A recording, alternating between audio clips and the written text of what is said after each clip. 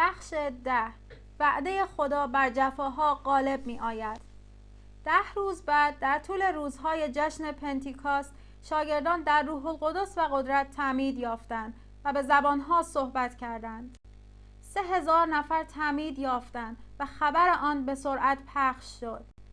بعد پتروس و یوحنا مرد لنگی که در کنار معبد بود شفا دادند، اما کاهنان آنها را زدند و تهدید کردند. بیماران را از شهرهای اطراف آوردند و همه شفا یافتند.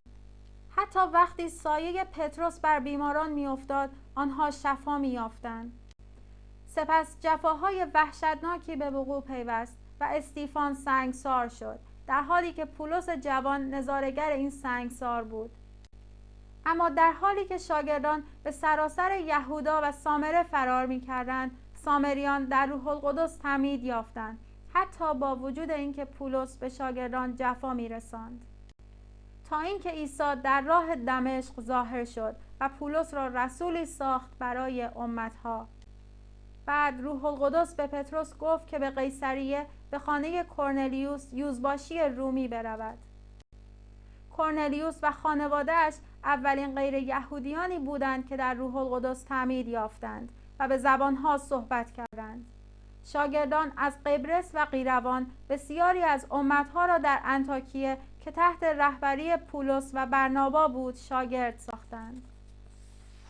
و روح القدس شاگردان را در انطاکیه رهبری کرد و در آنجا آنها برای اولین بار مسیحی خوانده شدند. بعد هیرودیس یعقوب رسول عیسی مسیح را کشت و می‌خواست پتروس را هم بکشد، اما فرشته‌ای پتروس را از زندان آزاد کرد و یعقوب ملقب به عادل برادر عیسی شاگردان را در اورشلیم رهبری کرد. روح القدس پولس را فرستاد تا وعده خدا را به همه امتها برساند و از خانه برنابا در قبرس شروع شد. بسیاری از امتها از آسیای صغیر شاگردان شد. یعقوب به یهودیان نوشت که مذهبی که خدا میپذیرد این است. مذهب صاف و بی‌عیب نزد خدا و پدر این است که یتیمان و بیوه زنان را در مصیبت ایشان تفقد کنید و خود را از آلایش دنیا نگاه دارید. پولس به امتها نوشت و در مورد میوه روح به آنها گفت: محبت، خوشی، آرامش، بردباری، مهربانی، نیکویی، امانتداری، حلم، پرهیزکاری. رسولان تایید کردند که نیازی نیست امتها شریعت یهود را پیروی کنند، زیرا که همه ما توسط ایمان نجات یافتیم. سپس پولس و یعقوب نامه ها نوشتند. و پولس خبرها را برای آنها برد. اما چطور وعده خدا برای برکت همه امتها می توانست به تحقق برسد، در حالی که یهودیان خشمگین امتها را بر علیه مسیحیان تحریک کردند. بخش 11. وعده خدا به سوی همه امتها می رود. خدا در خواب به پولس گفت که به مسیر دیگری برود و انجیل وعده را به امتها در اروپا برساند. و بسیاری از امتها در فیلیپی شاگرد شدند، اما خیلی زود مخالفت‌ها شروع شد و پولس به زندان انداخته شد. تعمید مسیحیان: خود را با ضمیری خالص که به واسطه قیام عیسی مسیح برای ما فراهم شده در حضور خدا حاضر کنید.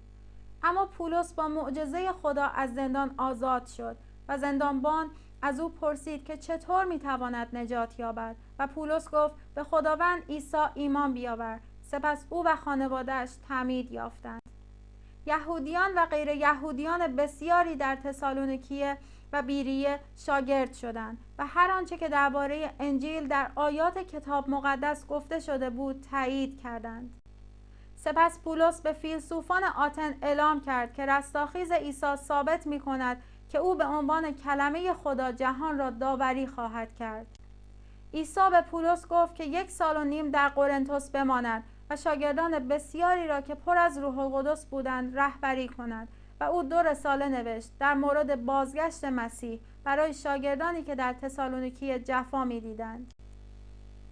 پولس اکیلا و پرسکلا را در افسوس ترک کرد و برگشت تا در اورشلیم و انطاکیه گزارش بدهد. اپولس در افسوس تعلیم دید و برای کمک به قرنتس رفت. عطایای روح القدس شامل کلام حکمت، کلام علم، ایمان به واسطه روح القدس، عطیه شفا، انجام معجزات، نبوت، تمیز ارواح، صحبت به زبانها، تفسیر زبانها می باشد. پولس به افسوس برگشت و بعد 12 نفر از شاگردان یحیی تعمید دهنده دست گذاشت و آنها از روح القدس پر شدند و به زبانها صحبت کردند. پولس در افسوس ماند و برای مدت 2 سال در مدرسه تیرانوس تعلیم داد. پس تمامی آسیای صغیر خبر انجیل را شنیدند.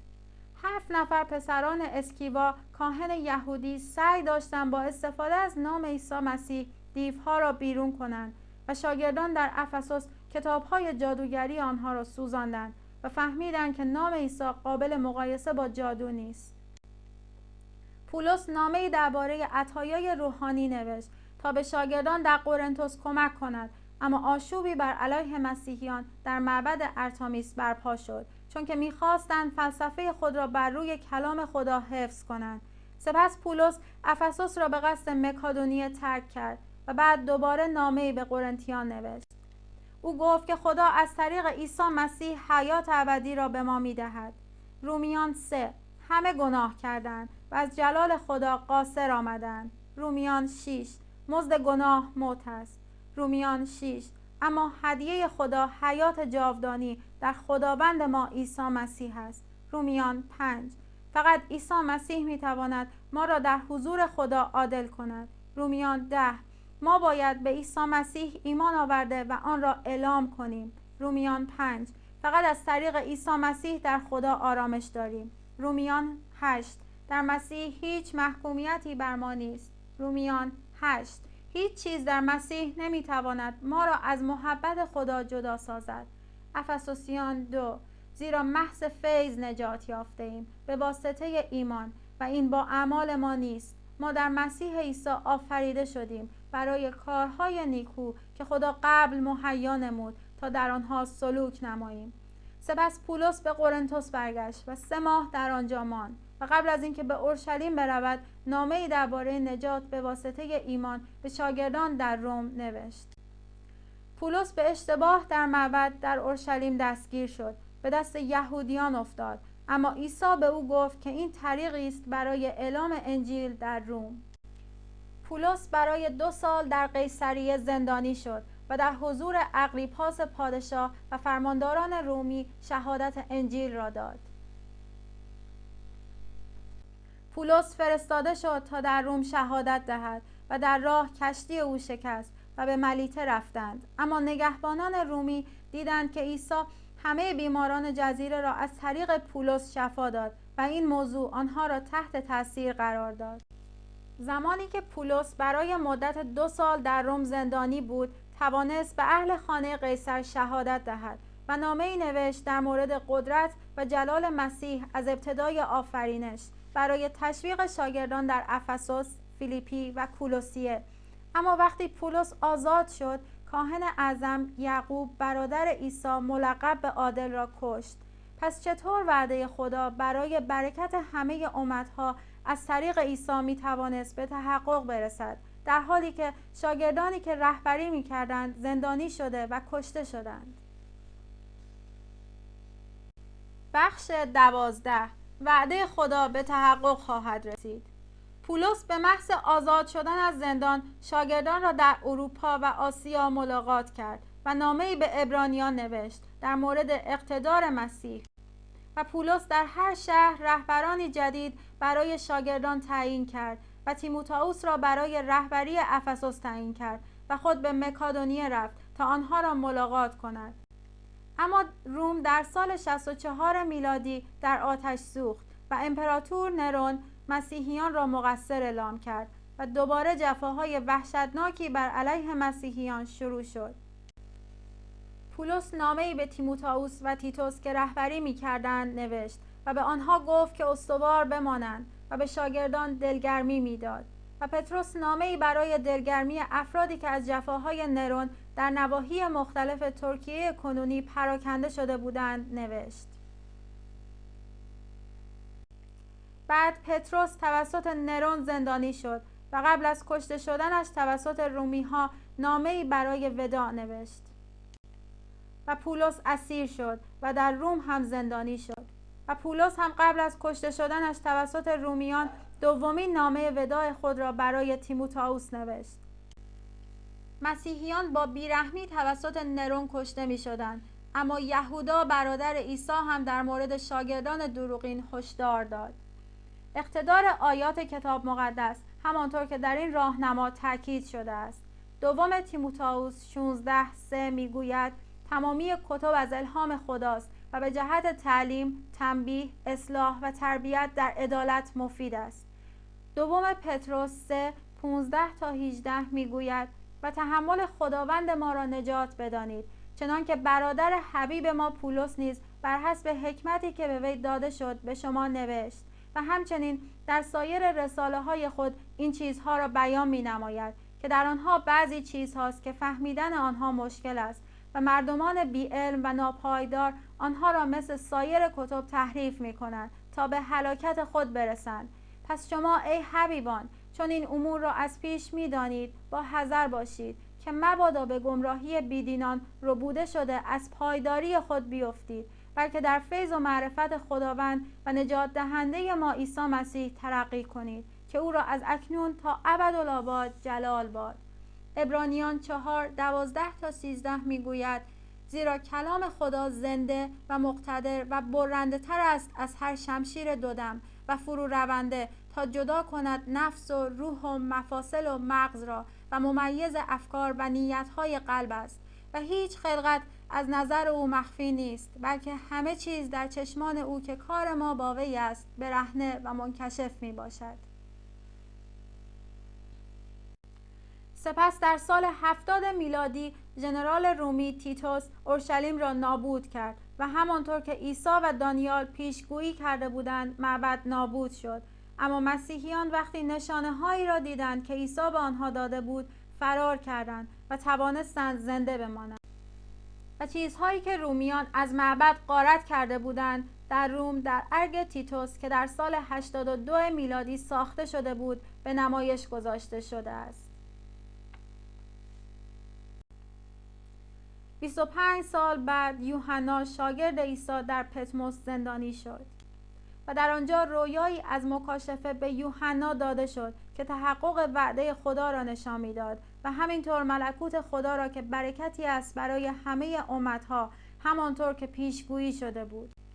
و عیسی که در جلال تبدیل شده بود بر او ظاهر شد و به 7 کلیسا یادآوری کرد که امین بمانند و بعد عیسی سر شیطان را کوبید همانطور که در کلام خدا در مکاشفه 19 گفته شده بود.